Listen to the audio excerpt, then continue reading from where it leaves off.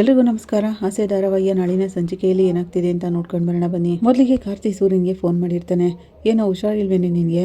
ನಾನು ಕಾರ್ ಓಡಿಸ್ಲಾಗಾದ್ರೆ ಸರಿ ಬಿಡು ಬರ್ತೀನಿ ಅಂತ ಸೂರ್ಯ ಹೇಳ್ತಾನೆ. ಲೇ ಮೀನಮ್ಮ, ಇವತ್ತು ನಮ್ಮ ಸ್ವಂತ ಕಾರ್ಗೆ ನಾನೇ ಬಾಡಿಗೆ ಡ್ರೈವರು, ಸರಿ ಬರಮ್ಮೆ ಅಂತ ಹೇಳ್ತಾನೆ. ಹುಷಾರು ಅಂತಾಳೆ ಮೀನಾ. ಬಸ್ಸಾರು ಅಂತಾನೆ. ಸರಿ ಬೈಲಿ ಒಂದು ಸ್ವಲ್ಪ ನೀನು ಅಂತ ಹೊರಗಡೆ ಕರ್ಕೊಂಡು ಬರ್ತಾನೆ. ನಾನು ಇಲ್ಲ ಅಂದರೆ ಸಕ್ಕರೆ ಬಲೆ ತಾತ್ಸಾರ ಮಾಡ್ತಾರೆ, ಆಗ ನೀನು ದುಡ್ಕಿ ಏನು ಮಾಡಬೇಡಮ್ಮ ಹಾಗಂತ ಸೂರ್ಯ ಹೇಳ್ತಿರೋವಾಗ ಸರಿ ಅಂತಾಳೆ ಮೀನಾ. ಇದೇ ಖುಷಿಗೆ ಏನೇ ಇಲ್ವಾ ಅಂತಿರೋವಾಗ ಇದು ಖುಷಿ ಪಡೋ ವಿಷಯನ ಅಂತ ಮೀನಾ ಕೇಳ್ತಾಳೆ. ಸರಿ ಹೊಡ್ತೀನಿ ಅಂತಿರೋವಾಗ ರೀ ಹೋಗ್ಬೇಕಾದ್ರೆ ಹೋಗಿ ಬರ್ತೀನಿ ಅಂತ ಹೇಳಬೇಕು, ಹೊರಡ್ತೀನಿ ಅಂತ ಹೇಳಬಾರ್ದು ಅಂತಾಳೆ. ಓಕೆ ಬಾಯ್ ಅಂತ ಹೇಳೋಗ್ತಾನೆ ಸೂರ್ಯ. ಈ ಕಡೆ ಮನೋಜ ಸುಮ್ಮನೆ ಕೂತಿರ್ತಾನೆ. ಈ ಲೈಫೇ ಚೆನ್ನಾಗಿಲ್ಲಪ್ಪ, ಗಂಡರ ಗಂಡ ಗಂಡು ಬೆರಿಂಡ, ಈ ಮನೋಜನ್ನ ಎದುರಿಸೋ ಥರ ಆಗ್ಬಿಟ್ರು ಎಲ್ಲರೂ. ಅವನಾಗಂತಿರೋವಾಗ ಶಾಂತಿ ಮನೋಜನ್ಗೆ ಹಾಲು ತಂದ್ಕೊಡ್ತಾಳೆ. ಕುಡಿದ್ಬಿಟ್ಟು ಹೋಗಿ ಬಿತ್ಕೋ ಅಂತ ಹೇಳ್ತಾಳೆ. ಇದೇ ನಿಜ ಗಾಜಿನ ಲೋಟ ಬೆಳ್ಳಿ ಲೋಟ ಇಲ್ವಾ ಅಂತ ಕೇಳ್ತಾನೆ.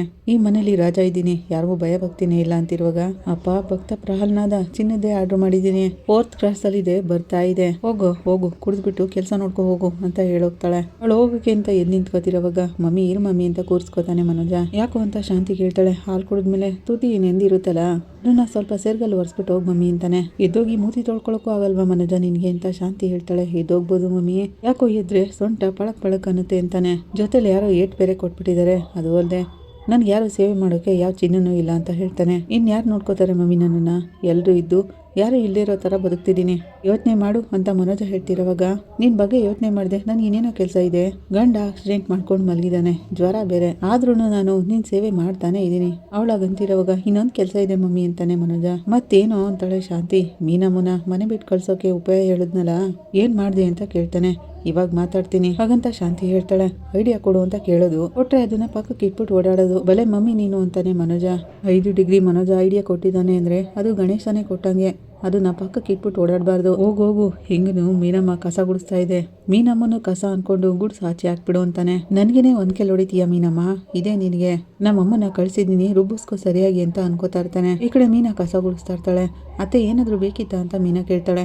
ಅಂತಾಳೆ ಶಾಂತಿ. ಏನ್ ಬೇಕಿತ್ತು ಹೇಳಿ ಅತ್ತೆ ತಂದ್ಕೊಡ್ತೀನಿ ಅಂತಾಳೆ ಮೀನಾ. ಇದು ಕೊಡೋದಲ್ಲ ಕೊಟ್ಟು ಹೋಗೋದು ಅಂತಾಳೆ ಶಾಂತಿ. ಹಾಗಂದ್ರೆ ಅರ್ಥ ಆಗ್ಲಿಲ್ಲ ಅತ್ತೆ, ಏನು ಕೊಟ್ಟೋಗ್ಬೇಕು ಅಂತ ಮೀನಾ ಕೇಳ್ತಾಳೆ. ಆಗ ಶಾಂತಿ, ನನಗೆ ನನ್ನ ತಾಳಿ ಭಾಗ್ಯ ಬೇಕು ಅಂತ ಕೇಳ್ತಾಳೆ. ನೋಡು ನಿನ್ಗೂ ಕೂಡ ನಿನ್ನ ಗಂಡನ ಮೇಲೆ ಪ್ರೀತಿ ಇದೆ, ಇವತ್ತು ನಾನಿರೋ ಜಾಗದಲ್ಲಿ ನೀನಿದ್ರೆ ಏನು ಮಾಡ್ತಿದ್ದೆ, ನಡೀತಿರೋದ್ನೆಲ್ಲಾನು ನೋಡ್ತಿದ್ಯಾ ತಾನೆ, ಹೇಳು ಏನು ಮಾಡಬೇಕು ಅಂತ. ನೋಡು ನಿನಗೆ ಗೊತ್ತು, ನನಗೆ ನಿನ್ನನ್ನು ನಿನ್ನ ಗಂಡನ ಕಂಡ್ರೆ ಆಗೋಲ್ಲ, ಆದರೆ ಆ ವಿಷಯನ ಮುಂದಿಟ್ಕೊಂಡು ನಾನು ನಿನ್ನನ್ನು ಮನೆ ಬಿಟ್ಟು ಹೋಗು ಅಂತ ಹೇಳ್ತಿಲ್ಲ, ನಾನು ನನ್ನ ಮಾಂಗಲ್ಯ ಭಾಗ್ಯನ ಕೇಳ್ಕೊತಾ ಇದ್ದೀನಿ. ಈಗಲೂ ನೀನು ನಿನ್ನ ಮನಸ್ಸನ್ನ ಕಲ್ಲಾಗಿಟ್ಕೋಬೇಡ. ಇನ್ನು ಏನು ಯೋಚನೆ ಮಾಡ್ತಿದ್ಯಾ, ಹೆಣ್ಮಕ್ಳು ಯಾವ ಒಡವೆ ಇಲ್ಲ ಅಂದ್ರೂ ತಡ್ಕೋತಾರೆ, ಆದರೆ ಇದೊಂದಿಲ್ಲ ಅಂದರೆ ಯಾರು ತಡ್ಕೊಳ್ಳಲ್ಲ. ನಿನಗೆ ದೇವರು ದೇವಸ್ಥಾನ ಪುರಾಣಗಳು ಋಷಿಗಳು ಕಥೆಗಳು ಇದ್ರ ಮೇಲೆಲ್ಲ ನಂಬಿಕೆ ಇದೆಯಾ ಅಂತ ಕೇಳ್ತಾಳೆ. ಜಮದಗ್ನಿ ಕೇಳಿದ್ರು ಅಂತ ತನ್ನ ತಾಯಿ ತಲೆನೇ ಕತ್ತರಿಸ್ಕೊಟ್ಟವನು ಪರಶುರಾಮ, ಅದ್ ಗೊತ್ತಾ ಅಂತಾಳೆ ಶಾಂತಿ. ಆದ್ರೆ ನೀನಿಲ್ಲಿ ಯಾರ ತಲೆನೂ ಕತ್ತರಿಸ್ಬೇಕಾಗಿಲ್ಲ, ತಲೆ ಮರ್ಸ್ಕೊಂಡು ಹೋಗ್ಬೇಕಾಗಿಲ್ಲ, ನೀನು ನೆಮ್ಮದಿಯಾಗಿ ಹೋಗಿ ನಿಮ್ಮ ಅಮ್ಮನ ಮನೇಲಿ ಇದ್ಬಿಡು ಅಂತಾಳೆ. ಅಲ್ಲ ಕಣೆ, ನೀನು ಹುಟ್ಟಾಗಿಂದ ಇದೇ ಮನೇಲಿ ಇದ್ಯಾ, ನೀನ್ ಬಂದು 2 ವರ್ಷ ಆಗಿದೆ ಅಷ್ಟೇ, ಅಷ್ಟಕ್ಕೂ ನೀನು ನಿಮ್ಮ ಅಮ್ಮನ ಮನೆಗೆ ಹೋಗಿ ಅಭ್ಯಾಸ ಏನಿಲ್ವಾ, ಯಾಕೆ ಅಲ್ಲೋಗಿರ್ಬಾರ್ದು ನೀನು? ನೋಡು ನೀನು ನಿನ್ನ ಗಂಡನ ಬಗ್ಗೆ ಏನು ಯೋಚನೆ ಮಾಡಬೇಡಮ್ಮ, ನಾನು ಬಡಿತೀನಿ ಅವನಿಗೂ, ಅವ್ನು ನೀನಿಲ್ಲ ಅಂದರೆ ತಿನ್ಕೊಂಡು ಕುಡ್ಕೊಂಡು ಆರಾಮಾಗಿರ್ತಾನೆ. ಅತ್ತೆ ಅಂದರೆ ತಾಯಿ ಥರ ಅಂತ ಹೇಳ್ತಾರೆ, ಆದರೆ ನಾನೇ ನಿನ್ನ ಹತ್ರ ಕೈ ಮುಗಿದು ಕೇಳ್ಕೊತಿದ್ದೀನಿ, ನನಗೆ ನನ್ನ ತಾಲಿ ಭಾಗ್ಯ ಕೊಟ್ಬಿಡು. ಈಗಲೂ ನೀನು ಒಪ್ಕೊಳ್ಳಿಲ್ಲ ಅಂದರೆ ನೀನು ಸೊಸೆಯಾಗಲ್ಲ, ಹೆಣ್ಣಾಗೋಕ್ಕೂ ಲಾಯಕ್ಕಿಲ್ಲ ಅಂತಾಳೆ. ಆಗ ಮೀನು ಅಳ್ತಾ, ಹೋಗ್ತೀನತ್ತೆ, ನಾನು ಇಲ್ಲಿಂದ ಹೊರಟೋಗ್ತೀನಿ ಅಂತಾಳೆ.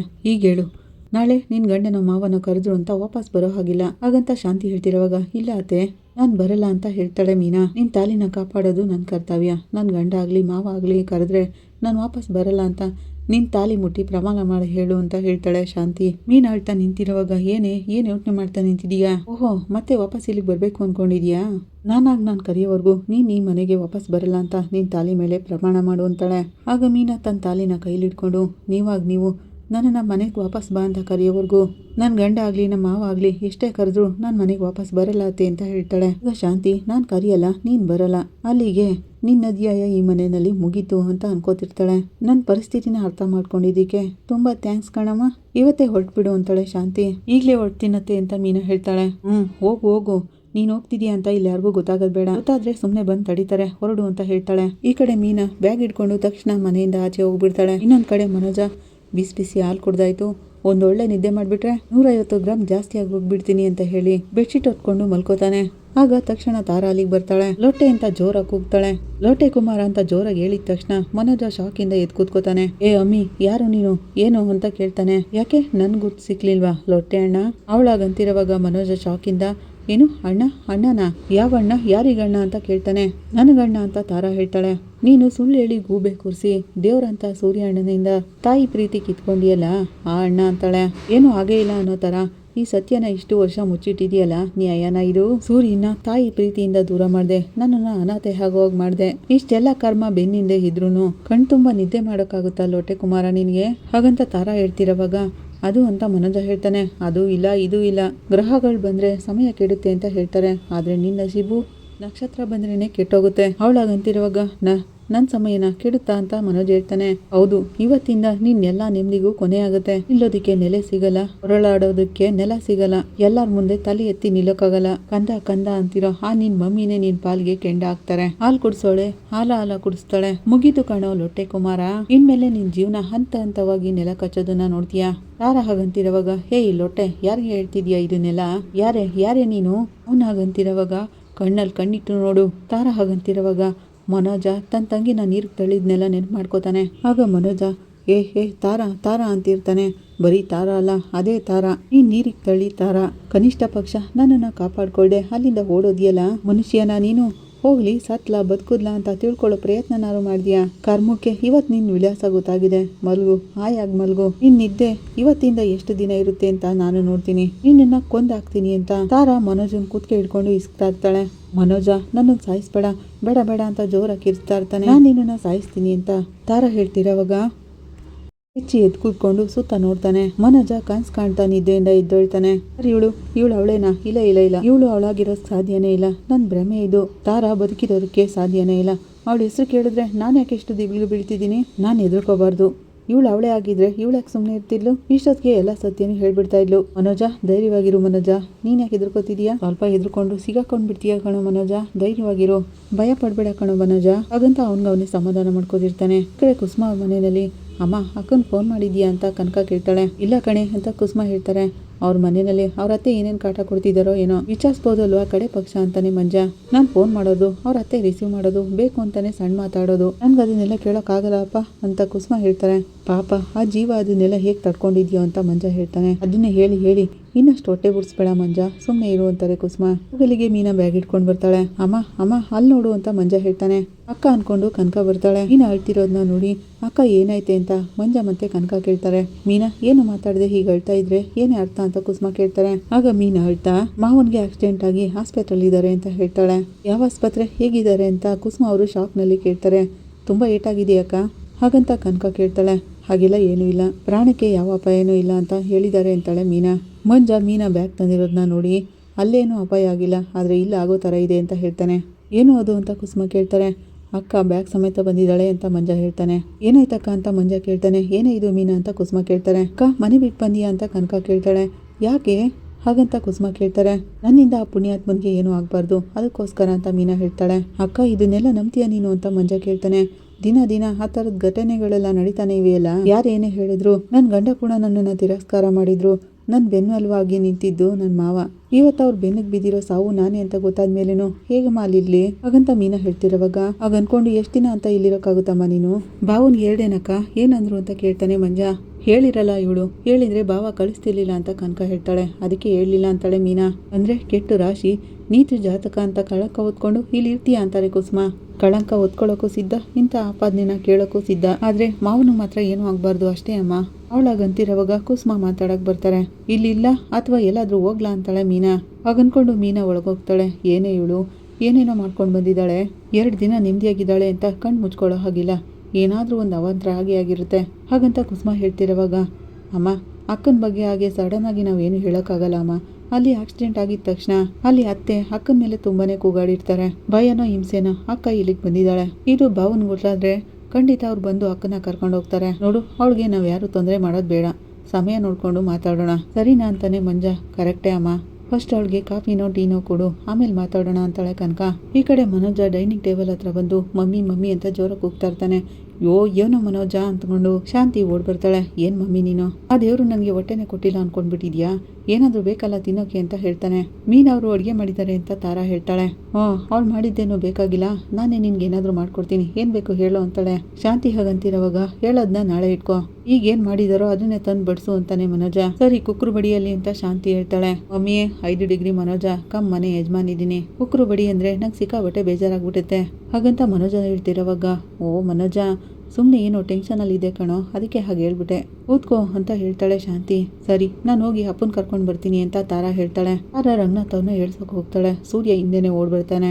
ಎಬ್ಬಿಸ್ಬೇಡ, ಅವರು ರೆಸ್ಟ್ ಮಾಡ್ಲಿ ಅಂತ ಹೇಳ್ತಾನೆ. ಊಟ ಅಂತಾಳೆ ತಾರಾ. ಸದ್ಯಕ್ಕೆ ಅವ್ರು ಮಲ್ಗಿರ್ಲಿ, ಮೀನನೇ ಬಂದು ಕೊಡ್ತಾಳೆ ಅಂತಾನೆ ಸೂರ್ಯ. ಸರಿ ಅಂತಾಳೆ ತಾರಾ. ನೀವಾದ್ರೂ ಬನ್ನಿ ಊಟಕ್ಕೆ ಅಂತ ಹೇಳ್ತಾಳೆ. ಬೇಡಮ್ಮ ಮೀನಾ ಬಲ್ಲಿ ಅಂತ ಸೂರ್ಯ ಹೇಳ್ತಾನೆ. ಬನ್ನಿ ಅಣ್ಣ ಹಾಗಂತ ಹೇಳಿ ತಾರಾ ಸೂರ್ಯನ ಕರ್ಕೊಂಡ್ ಬರ್ತಾಳೆ.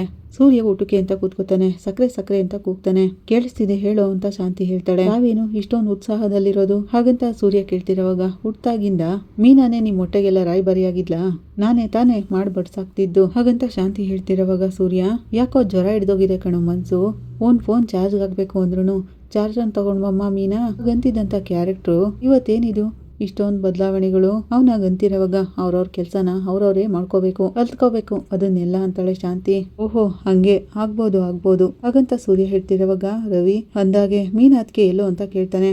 ಫೋನ್ ಮಾಡಿದೆ ಕಣ, ಅದ್ಯಾವ್ದೋ ದೇವಸ್ಥಾನದಲ್ಲಿ ಜಪ ತಪ ಮಾಡ್ಕೊಂಡಿರ್ಬೇಕು ಅಂತಾನೆ. ತಪನಾಡ್ಲು ಮಾಡ್ಲಿ ಜಪನಾರು ಮಾಡ್ಲಿ ಮಾಡಿರೋ ಪಾಪಕ್ಕೆ ಪ್ರಾಶ್ಚಿತ ಮಾಡ್ಕೊಂಡ್ರೆ ಸಾಕು. ಅವಳಾಗಂತಿರೋವಾಗ ಮಮ್ಮಿ ಸಾಂಬಾರ್ ಬಡ್ಸ್ ಮಮ್ಮಿ ಅಂತಾನೆ ಮನೋಜ. ಏನಾದ್ರೂ ಮಾತಾಡ್ತಿದ್ರೆ ಬಡ್ಕೋತಾನೆ ಇರ್ತೀಯಲ್ಲ ಮನೋಜ ಹಾಗಂತ ಶಾಂತಿ ಹೇಳ್ತಾಳೆ. ಹಲೋ ಮಿಸ್ಟರ್ ಮನೋಜ್ ಕುಮಾರ್ ಅವರೇ, ತಮ್ಮ ಕೈ ಎಷ್ಟುದ್ದ ಇದೆ ಅಂತ ತೋರಿಸಿ ಅಂತಾನೆ ಸೂರ್ಯ. ಯಾಕೋ ಅಂತಾನೆ ಮನೋಜ. ತೋರ್ಸಿಯಪ್ಪ ನೋಡ್ಬೇಕು ಅಂತಾನೆ ಸೂರ್ಯ. ಮನೋಜ ಕೈ ಉದ್ದ ನೀಡ್ತಾನೆ. ಎಟ್ಕೋತಲ್ಲ ಬಡ್ಸ್ಕೊಂಡ್ ತಿನ್ನು ಅಂತಾನೆ ರವಿ. ಪೆಂಗೆ ಅಂತಾನೆ. ಊಟ ಮಾಡ್ತಿರ್ಬೇಕಾದ್ರೆ ಮಧ್ಯದಲ್ಲಿ ಮಾತಾಡಿದ್ರೆ ಚೆನ್ನಾಗಿರಲ್ಲ ಅಂತಾನೆ ಮನೋಜ. ಚೆನ್ನಾಗಿಲ್ಲ ಅಂದ್ರೆ ಏನ್ ಮಾಡ್ತೀಯಾ, ಊಟ ಮಾಡದೆ ಎದ್ದೋಗ್ಬಿಡ್ತೀಯಾ ಅಂತಾನೆ ರವಿ. ಊಟ ಮಾಡದೆ ಯಾಕೋ ಎದ್ದೋಗ್ಲಿ, ಊಟ ಮಾಡ್ಕೊಂಡೇ ಎದ್ದೋಗ್ತೀನಿ ಅಂತಾನೆ ಮನೋಜ. ಈ ಕಡೆ ಸೂರ್ಯನ್ಗೆ ಫೋನ್ ಬರುತ್ತೆ. ಕಣಕ ಎಲ್ಲೇ ಇದೆಯಾ ಅಂತ ಕೇಳ್ತಾನೆ. ಏನ್ ನಿನ್ಗೆ ಹೇಳೋರು ಕೇಳೋರು ಯಾರು ಇಲ್ಲ ಅನ್ಕೊಂಡಿದ್ಯಾ, ಬೇಗ ಬಾ ಅಂತಾನೆ. ಮೀನಾ ನಡೆದಿರೋ ವಿಷಯನೆಲ್ಲಾನು ಸೂರ್ಯನ್ಗೆ ಹೇಳ್ತಾಳೆ. ರವಿ ಸನ್ನೆ ಮಾಡ್ತಾನೆ. ಸೂರ್ಯ ಸಕ್ಕರೆ ಕಡೆ ತೋರಿಸಿ ಸನ್ನೆ ಮಾಡ್ತಾನೆ. ಶಾಂತಿ ಆ ಕಡೆ ತಿರ್ಕೊಂಡಿರ್ತಾಳೆ. ಊಟ ಮಾಡದೆ ಎದ್ ಬಂದು ಸಕ್ಕರೆ ಏನ್ ಮಾಡ್ದೆ ಅಂತ ಕೇಳ್ತಾನೆ. ಯಾರನ್ನೋ ಕೇಳ್ತಿರೋದು, ನಾನೇನೋ ಮಾಡ್ದೆ ಅಂತ ಹೇಳ್ತಾಳೆ ಶಾಂತಿ. ಇನ್ನೇನೆ ಕೇಳ್ತಿರೋದು, ಏನ್ ಮಾಡ್ದೆ ಹೇಳು ಅಂತಾನೆ ಸೂರ್ಯ. ಹೋಗೋಗಲು, ಇದು ನನ್ ಮನೆ ನನ್ನ ಇಷ್ಟ, ಮುನ್ಸಾಮಪ್ಪನ್ ಬಳುವಳಿ ಇದು ಹಾಗಂತ ಶಾಂತಿ ಹೇಳ್ತಾಳೆ. ಸೂರ್ಯ ಹೊರ್ಟೋಗ್ತಾನೆ. ಬಂದ್ಬಿಟ್ಟ ದೊಡ್ಡ ಮನ್ಸ್ ನಂಗೆ. ಮನೋಜ ಅನ್ನ ಹಾಕ್ಲಪ್ಪ ಅಂತ ಶಾಂತಿ ಹೇಳ್ತಾಳೆ. ಅಯ್ಯೋ ತಾರಾ ನೀನನ್ನ ಮರ್ತೆ ಹೋದೆ, ನೀನು ಕೂತ್ಕೊಳ್ಳಮ್ಮ ಊಟ ಬಡಿಸ್ತೀನಿ ಅಂತಾಳೆ. ಅವರು ಬರ್ಲಿ ಅಲ್ವಾ ಅಂತ ತಾರಾ ಹೇಳ್ತಾಳೆ. ಅವ್ನು ಬರಲ್ಲ ಕಣಮ್ಮ, ಅವ್ನು ಬಂದ್ರು ಮೈ ಮೇಲೆ ಆನೆ ಹೊತ್ಕೊಂಡ್ ಬರ್ತಾನೆ, ಅವನಿಗೋಸ್ಕರ ಕಾಯ್ತಿರ್ಬೇಡ, ಬಾ ಕೂತ್ಕೊ ಅಂತಾಳೆ ಶಾಂತಿ. ಯಾಕೆ ಅಂತ ತಾರಾ ಕೇಳ್ತಾಳೆ. ಅದು ಕುಡ್ಕೊಂಡ್ ಬರ್ತಾನೆ, ಫುಲ್ ಬಾಟ್ಲು ಒಳಗಡೆ ಕುಡಿದ್ಮೇಲೆನೆ ಅವನು ಮನೆಗ್ ಬರೋದು ಅಂತ ಮನೋಜ ಹೇಳ್ತಾನೆ. ಅವರು ಕುಡ್ಕೊಂಡ್ ಮನೆಗ್ ಬರ್ತಾರ ಅಂತ ತಾರಾ ಕೇಳ್ತಾಳೆ. ಹಾಗೆಲ್ಲ ಏನು ಇಲ್ಲ ತಾರಾ, ಇವ್ರಿಬ್ರಿಗೆ ಅವನು ಅಂದ್ರೆ ಆಗೋಲ್ಲ, ಅದಕ್ಕೆ ಹೀಗೆಲ್ಲ ಮಾತಾಡ್ತಿದ್ದಾರೆ ಅಂತಾನೆ ರವಿ. ಅವನು ಕೂಡ ಊಟ ಮಾಡದೆ ಎದ್ದೋಗ್ತಿರೋವಾಗ ಯೋಯ್ ಯಾಕೋ ಊಟ ಮಾಡದೆ ಎದ್ದೋಗ್ತಿದ್ಯಾ, ಕೂತ್ಕೊಂಡು ಊಟ ಮಾಡೋ ಅಂತಾಳೆ. ಅದಕ್ಕೇನು ಬರ್ಲಿ ಅಮ್ಮ, ಎಲ್ಲರೂ ಒಟ್ಟಿಗೆ ಮಾಡ್ತೀವಿ ಅಂತಾನೆ ರವಿ. ಅವಳು ಬರಲ್ಲ ಅಂತ ಶಾಂತಿ ಹೇಳ್ತಾಳೆ. ಸೂರ್ಯ ಬಿಡಲ್ಲ ಅಂತ ರವಿ ಹೇಳ್ತಾನೆ. ಸೂರ್ಯ ಅಲ್ಲ, ರಾಹು ಕೇತು ಚಂದ್ರ ಯಾರು ಬಂದ್ರು ಅವಳು ಇಲ್ಲಿಗೆ ಬರಲ್ಲ ಅಂತಾಳೆ ಶಾಂತಿ. ಯಾಕೆ ಅಂತ ರವಿ ಕೇಳ್ತಾನೆ. ಅದು ಅನ್ಕೊಂಡು ಶಾಂತಿ ಅಷ್ಟಕ್ಕೆ ನಿಲ್ಲಿಸ್ಬಿಡ್ತಾಳೆ. ಅದೆಲ್ಲ ಏನಿಲ್ಲ, ನೀನ್ ಚಿಕ್ಕ ಹುಡುಗ, ನಿನ್ಗೇನು ಅರ್ಥ ಆಗಲ್ಲ, ಕೂತ್ಕೊಂಡು ಊಟ ಮಾಡು ಅಂತಾಳೆ. ಅಯ್ಯೋ ಅಮ್ಮ ಸೂರ್ಯ ಆದ್ರೂ ಬರ್ಲಿ ಬಿಡು, ಆಮೇಲೆ ತಿಂತೀನಿ ಅಂತಾನೆ ರವಿ. ಈ ಕಡೆ ರಂಗನಾಥ್ ಅವ್ರಿಗೆ ವಿಷಯ ಎಲ್ಲ ಗೊತ್ತಾಗುತ್ತೆ. ಮೀನಾ ಎಲ್ಲಿ ಅಂತ ಕೇಳ್ತಾರೆ. ತವ್ರ ಮನೆ ಕಳಿಸ್ಬಿಟ್ಟಿದಾರಪ್ಪ ಅಂತ ಸೂರ್ಯ ಹೇಳ್ತಾನೆ. ಏನ್ ಮಾಡ್ಬಿಟ್ಟಿಯಾ ಹಾಳಾದೋಳೆ, ಆ ಮಗುನ ಮನೆಯಿಂದ ಓಡಿಸ್ಬಿಟ್ಟಿಯಾ ಅಂತ ರಂಗನಾಥ್ ಅವರು ಕೇಳ್ತಾರೆ. ನನ್ಗೆ ನೀವು ಮುಖ್ಯರಿ ಅಂತ ಶಾಂತಿ ಹೇಳ್ತಾಳೆ. ನೀವು ಚೆನ್ನಾಗಿರ್ಬೇಕು ಅಂತಿರೋವಾಗ ಓಹೋ ಅಂತ ಹೇಳಿ ರಂಗನಾಥ್ ಅವರು ಬೆಡ್ಶೀಟ್ ತೆಗೆದು ಕೆಳಗಾಗ್ತಿರೋವಾಗ ಅದನ್ನೇ ಯಾಕೆ ತೆಗಿತಿದ್ದೀರಾ, ತುಂಬಾ ಚಳಿ ಇದೆ ಅಂತ ತಾರಾ ಹೇಳ್ತಾಳೆ. ಮೀನಾ ಮನೇಲಿ ಇಲ್ವಲ್ಲ, ನನ್ಗೆ ಯಾವ ಸಾವು ಬರಲ್ಲ ಅಂತ ಹೇಳಿ ರಂಗನಾಥ್ ಅವರು ಮನೆಯಿಂದ ಹೊರಗೆ ಬಂದು ಬೀನ್ಗೆಲಿರೋ ತಣ್ಣೀರ್ನ ಒಯ್ಕೊಳಕ್ ಟ್ರೈ ಮಾಡ್ತಾರೆ. ಆಗ ಸೂರ್ಯ ಹೀಗೆಲ್ಲ ಮಾಡಿದ್ರೆ ನನ್ ಮೇಲಾಣೆ ಅಂತ ಹೇಳಕ್ ಬರ್ತಾನೆ. ಈಗ ನೀನ್ ಬಿಡ್ಲಿಲ್ಲ ಅಂದ್ರೆ ನನ್ ಮೇಲಾಣೆ ಅಂತ ಹೇಳಿ ರಂಗನಾಥ್ ಅವರು ಆ ಬಿನ್ಗೆಲಿರೋ ನೀರ್ನೆಲ್ಲ ತಲೆ ಮೇಲೆ ಸುರ್ಕೋತಾರೆ. ಮೀನಾ ಇಲ್ಲ ಅಂದ್ರೆ ನಾನ್ ಸಾಯಲ್ಲ ಅಂತ ನೀನ್ ಅನ್ಕೊಂಡ್ಬಿಟ್ಟಿದೆ ಅಲ್ಲ, ಈಗ ನೋಡು ನಾನು ಹೇಗ್ ಸಾಯಲ್ವ ಅಂತ ನಾನು ನೋಡ್ತೀನಿ ಹಾಗಂತ ರಂಗನಾಥ್ ಅವರು ಹೇಳ್ತಿರುವಾಗ ಶಾಂತಿ ಏನು ಮಾತಾಡೋಕ್ಕಾಗದೆ ಹರಿ ಅನ್ಕೊಂಡು ಸುಮ್ಮನೆ ನಿಂತಿರ್ತಾಳೆ.